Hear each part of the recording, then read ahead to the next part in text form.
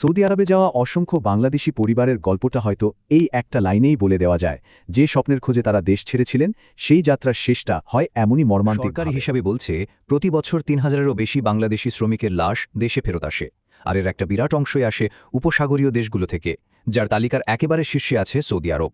কিন্তু সবচেয়ে অবাক করা বিষয়টা কি জানেন?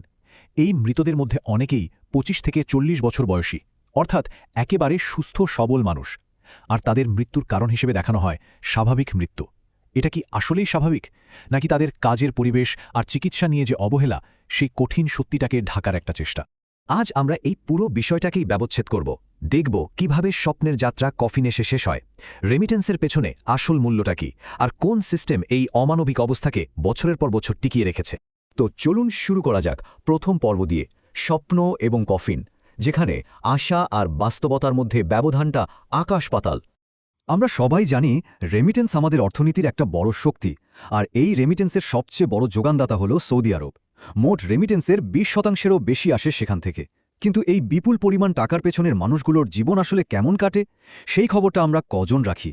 এবার দ্বিতীয় পর্ব, ৩টি ভিন্ন বাস্তবতা। কারণ সৌদি আরবে থাকা প্রায় ৪০ লাখ বাংলাদেশের গল্প কিন্তু একটাই নয়, বরং সেখানে একে অপরের পাশাপাশি ৩টে আলাদা জগৎ রয়েছে, যা কখনো এক হয় না। প্রথম বাস্তবতাটা হল দক্ষ কর্মীদের সংখ্যায় এরা খুবই কম। ভালো কোম্পানিতে সঠিক ভিসায় কাজ করে এরা মাসে ৫০,০০০ থেকে ১ লাখ টাকা পর্যন্ত দেশে পাঠায়। এরাই হলো সেই সফলতার মুখ যাদেরকে প্রায়ই সরকারি প্রচারণায় তুলে ধরা হয়। কিন্তু এটা তো গল্পের একটা ছোট্ট অংশ। আসল বাস্তবতা হল সংখ্যাগরিষ্ঠ স্বল্প বেতনের কর্মীদের। নির্মাণ, পরিচ্ছন্নতা বা গৃহস্থালির কাজে যুক্ত এই বিশাল সংখ্যক মানুষ মাসে আয় করে মাত্র ২৫ থেকে ৩৫,০০০ টাকা। দেশ ছাড়ার সময় যে বিপুল টাকা খরচ হয়, শুধু সেই টাকাটা তুলতেই তাদের বছরের পর বছর কেটে যায়। লাভ করা তো দূরের কথা। আর এরপর আসে তৃতীয় বাস্তবতাটা, যেটা আসলে একটা ফাঁদ। এরা হলেন সেই সব কর্মী যারা তাদের নিয়োগকর্তার অনুমতি ছাড়া না পারেন চাকরি বদলাতে, না পারেন দেশে ফিরতে। তারা আইনগতভাবেই আটকা পড়ে গেছেন। এই ফাঁদটার নাম কাফালা সিস্টেম। এই সিস্টেমে একজন শ্রমিকের আইনি অস্তিত্ব পুরোপুরি নির্ভর করে তার মালিক বা কফিলের উপর। শুনতে আইনি একটা শব্দ মনে হলেও মানবাধিকার সংস্থাগুলো এটাকে বলে আধুনিক দাস প্রথা। পর্ব ৩, রেমিটেন্সের আসল মূল্য। এই যে বিলিয়ন বিলিয়ন ডলার দেশে আসছে, এর পেছনের মানবিক আর আর্থিক দেনার পরিমাণটা কত, সেই হিসাবটা কি আমরা কখনো করেছি? হিসাবটা খুব সোজা। সৌদি আরবে যেতে একজন কর্মীকে গড়ে ৩ থেকে ৫ লাখ টাকা খরচ করতে হয়। প্রতি ১০ জনের মধ্যে ৭ জনই এই টাকা জোগাড় করেন জমি বেচে বা চড়া সুদে ধার করে। অথচ তাদের মাসিক আয় মাত্র ২৫ থেকে ৩৫,০০০। এই দেনা শোধ করতেই তো প্রবাস জীবনের বড় একটা সময় চলে যায়। নারী গৃহকর্মীদের অবস্থা তো আরও ভয়াবহ। পাসপোর্ট কেড়ে নেওয়া, বেতন না দেওয়া আর বাড়ির ৪ দেওয়ালের মধ্যে একরকম বন্দি করে রাখা, এগুলো খুবই সাধারণ ঘটনা।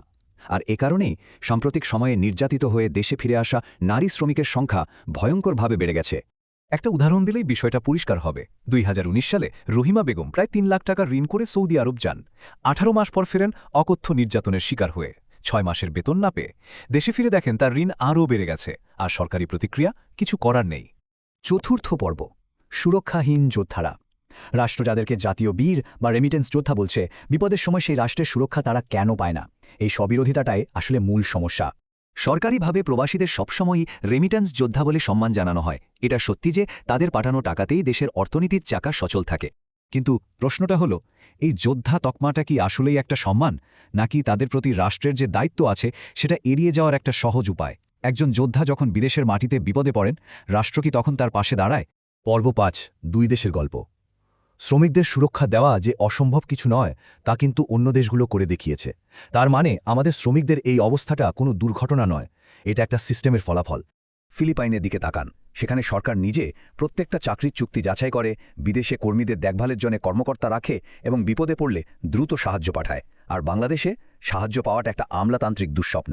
পার্থক্যটা একদম সাদা কালো। একদল তাদের নাগরিকদের দেখে অ্যাসেট হিসাবে, আরেক দল স্রেফ এক্সপোর্ট করার পণ্য হিসাবে। শেষ পর্ব, যে সিস্টেম ব্যর্থ হতে পারে না। তাহলে প্রশ্ন হল, এই শোষণমূলক ব্যবস্থাটা কেন টিকে আছে? উত্তরটা সহজ, কারণ এর পেছনে এমন কিছু পক্ষ আছে যারা এই ব্যবস্থা থেকে সরাসরি লাভবান হয়। কারা এরা? ১. রিক্রুটিং এজেন্সি, যারা শ্রমিকের ভালো মন্দের চেয়ে সংখ্যা বাড়িয়ে মুনাফা করতে ব্যস্ত। ২. দালাল চক্র, যারা প্রতিটা স্তর থেকে টাকা তোলে। ৩. সৌদি নিয়োগকর্তারা, যারা সস্তায় নিয়ন্ত্রণযোগ্য শ্রমিক পায়। আর ৪. বাংলাদেশ সরকার, যারা একদিকে রেমিটেন্সের প্রবাহ নিশ্চিত করে, অন্যদিকে দেশের বেকারত্বের চাপও কমায়। প্রত্যেকেই এই সিস্টেম থেকে কিছু না কিছু পাচ্ছে, আর এর পুরো দামটা শোধ করছে শুধু একজন, সেই শ্রমিক আর তার পরিবার। এই পুরো ব্যবস্থাটা দাঁড়িয়ে আছে খুবই ভঙ্গুন একটা ধারণার ওপর যে শ্রমিকের এই স্রোত কখনোই থামবে না। যদি আগামীকাল সৌদি আরব বাংলাদেশি শ্রমিক নেওয়া বন্ধ করে দেয় তাহলে বাংলাদেশের কাছে কোনো প্ল্যান বি নেই। এই ধরনের বিশ্লেষণ যদি আপনার ভালো লাগে তাহলে অবশ্যই সাবস্ক্রাইব করে আমাদের সাথে যুক্ত থাকুন। নিয়মিত এমন আরও ভিডিও পেতে পাশে থাকুন।